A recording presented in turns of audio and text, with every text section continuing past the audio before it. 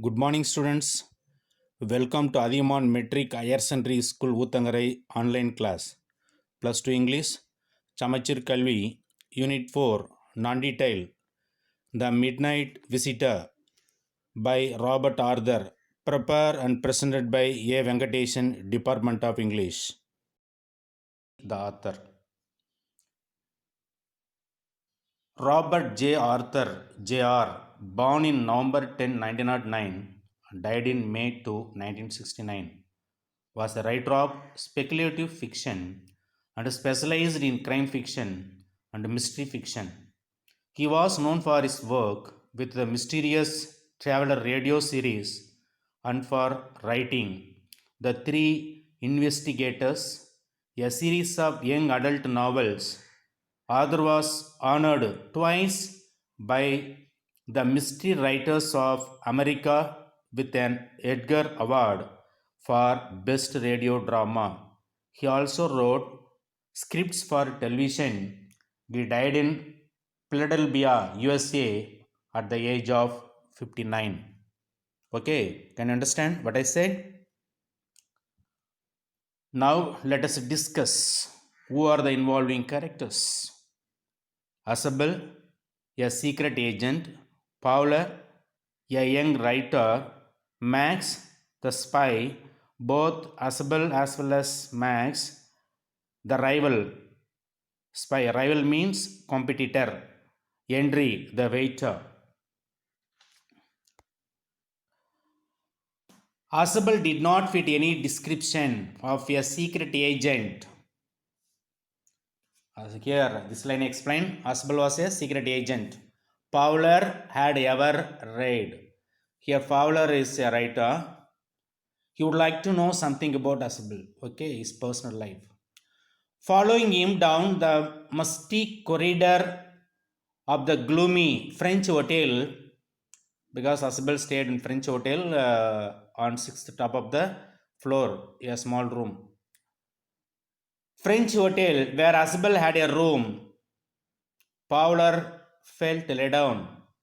It was a small room on the 6th on the top floor and scarcely a setting for romantic adventure. The room contains scarcely setting for romantic adventure.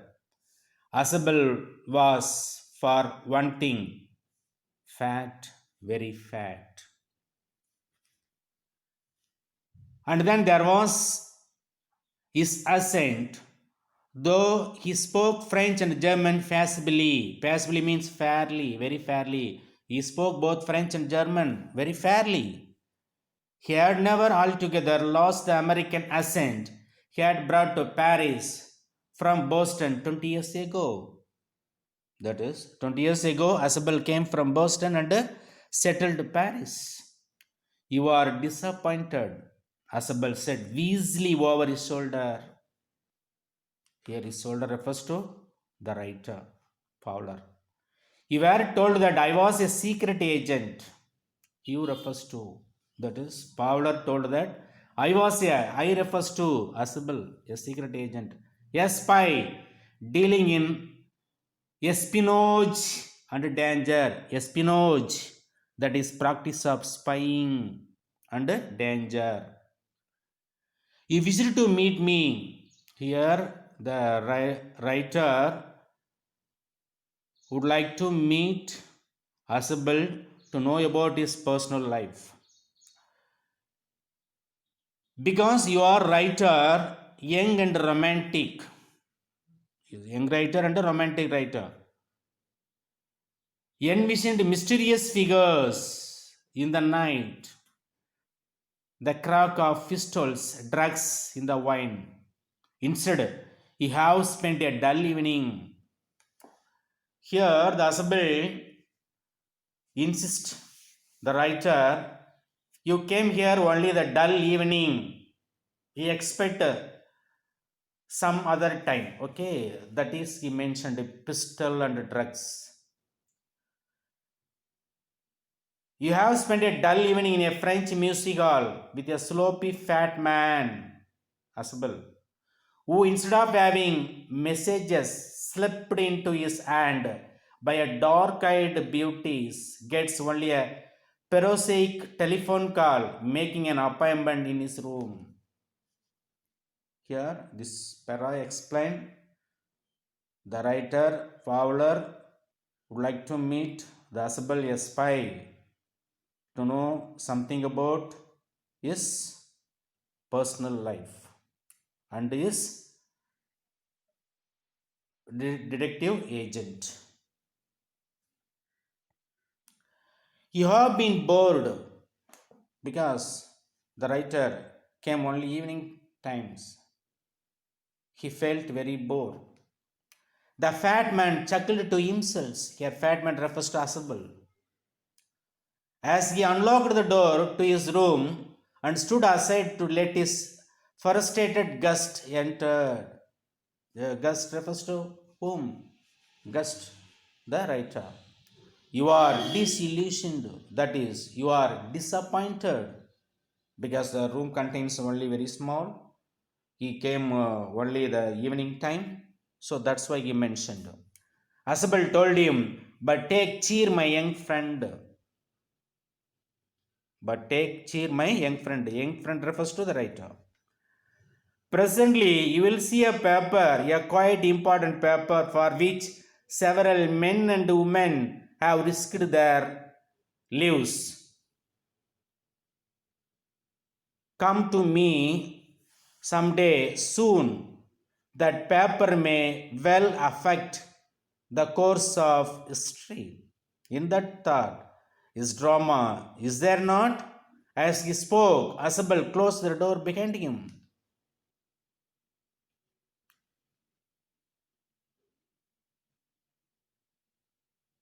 Is there not? As he spoke, Asbel closed the door behind him.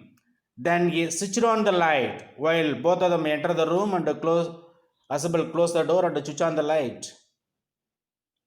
And as the light came on, Fowler had his first authentic thrill. Important. Thrill of the day. For halfway across the room, a small automatic pistol in his hand stood a man. Here, before Max entered the room and standing with a pistol. Asbel blinked a few times. Max, he wheezed. You gave me quite a start. I thought you were in Berlin. Asbel thought that Max were in Berlin, but he is in his room now. What are you doing here in my room? Max was slender, a little less than tall, whereas Asbel was a fat man, very fat, whereas Max, a slender, little less than tall, with features that suggested slightly the crafty, pointed countenance of a fox. He is a cunning person. There was about him, aside from the gun, nothing especially menacing. It's threatening both the writer as well as Asbel. The report, he murmured. What do you expect? Asbel asked, what do you need? I need only the report. He murmured. The report that is being brought to you tonight concerning some new missiles. That is, the report consists of some new missiles. Very important new report. I thought, that is, here Max thought, I would take it. That is, he would take it.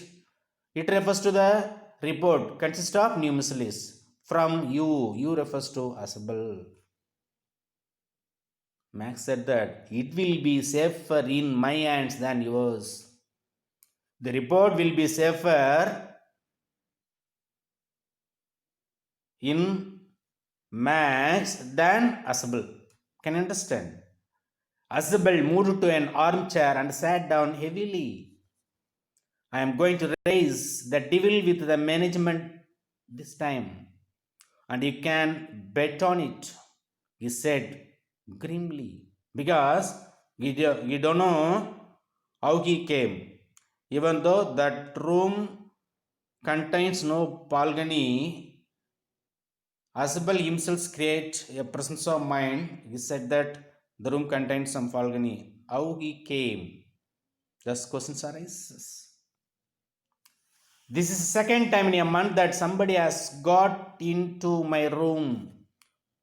Though that notions of Falguni, Fowler's eyes went to the single window of the room. Here, Fowler simply looking through the window. It was an ordinary window against which the night was pressing blackly. Falguni, Max said with a rising inflection.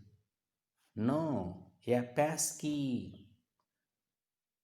Max answered that I won't come from the balcony. I use a passkey or master key to enter your room. I did not know about the balcony. I don't know that where the balcony. It might have saved me some trouble had I known. It is not my balcony, Asbel said. Even though the room contains no balcony, he created himself. The room contains a balcony. It is not my balcony, Asbel said with extreme irritation. It belongs to the next apartment. He glanced explanatorily at Fowler. You see, he said, this room used to be part of a large unit. And the next room through that the door there used to be a living room. Actually, the room is very small. It's in 6th apartment. There is no balcony at all. His presence of mind clicked that.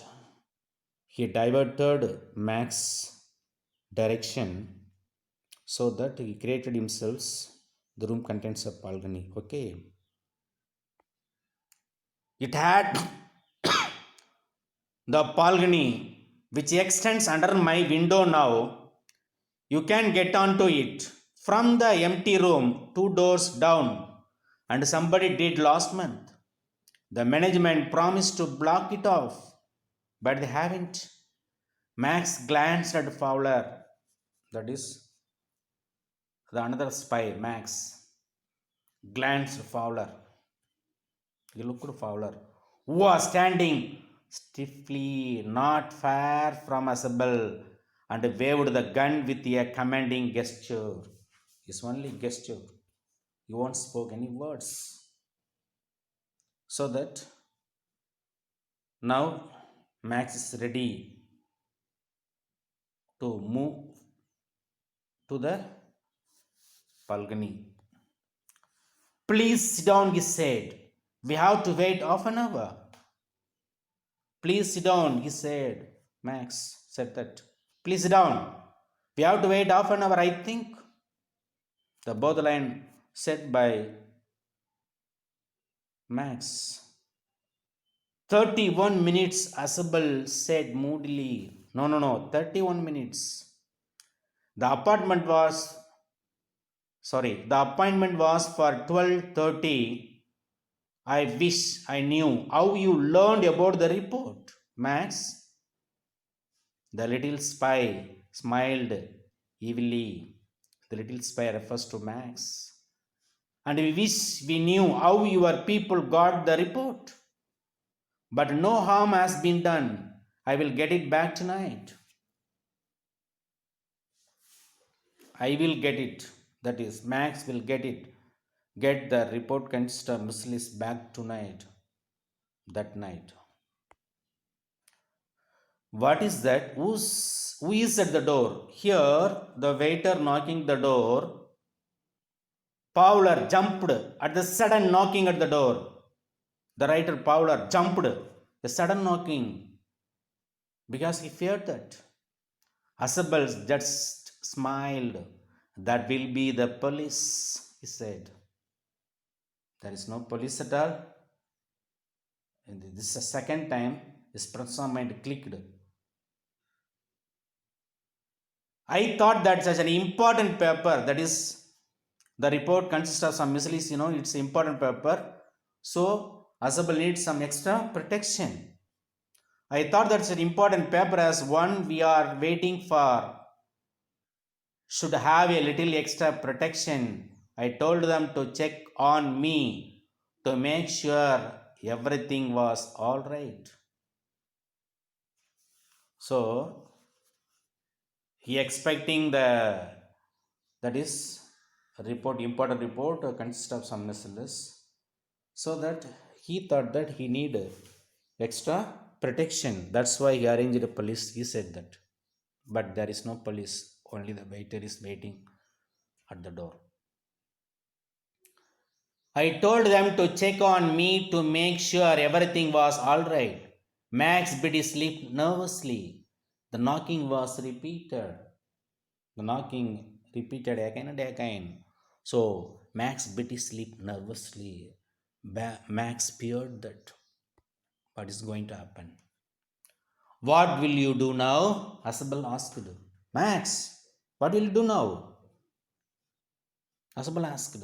If I don't answer the door, because actually at the door the waiter is waiting, but Asabel said that it's a police. Even though if he is not answered, they have to enter the room. Okay. The door is unlocked and they will not hesitate to shoot you. Max's face was black with anger and he backed swiftly towards the window. So he moved back. He swung a leg over the sill. Over the sill. Send them away, he warned. He swung a leg over the sill. A sill refers to a slab of wood or stone at the foot of a window, opening, or doorway.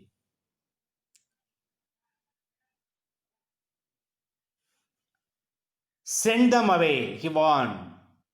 I will wait on the balcony here. That is, Max will wait on the balcony. Send them away. Send them refers to here police, not actually police. Who is waiting? Only the waiter. Send them away, or I will shoot and take my chances. Otherwise, I will shoot you. Both Asabel as well as the writer. I will use my chance. The knocking at the door became louder and voice was raised. Again, the knocking sound was raised. Then what happened? Keeping his body twisted so that his gun still covered the fat man and his guest. Fat man refers to Asabel, guest refers to the writer. The man at the window grasped the frame with his free hand to support himself. Then he swung his other leg up and over the window sill. The door knob turned. Swiftly, Max pushed with his left hand to free himself from the sill and dropped to the balcony. So, actually, what happened? Max jumped through the window in this way. He fell down the ground.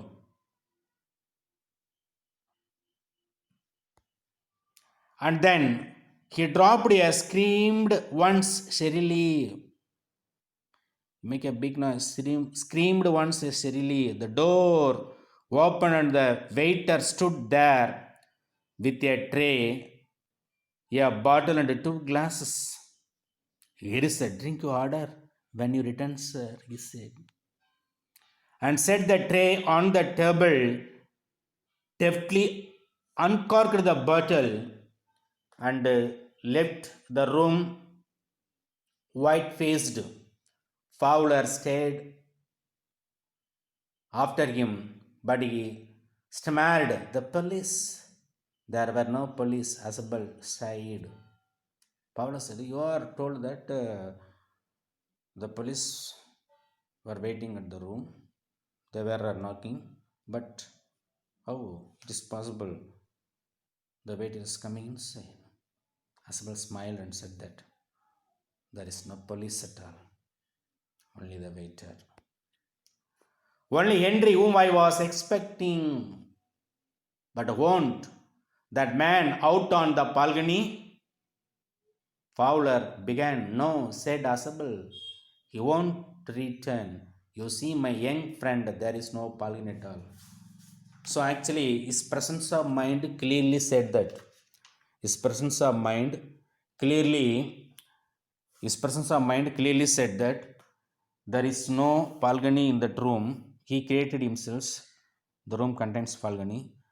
That's why his presence of mind saved him little more.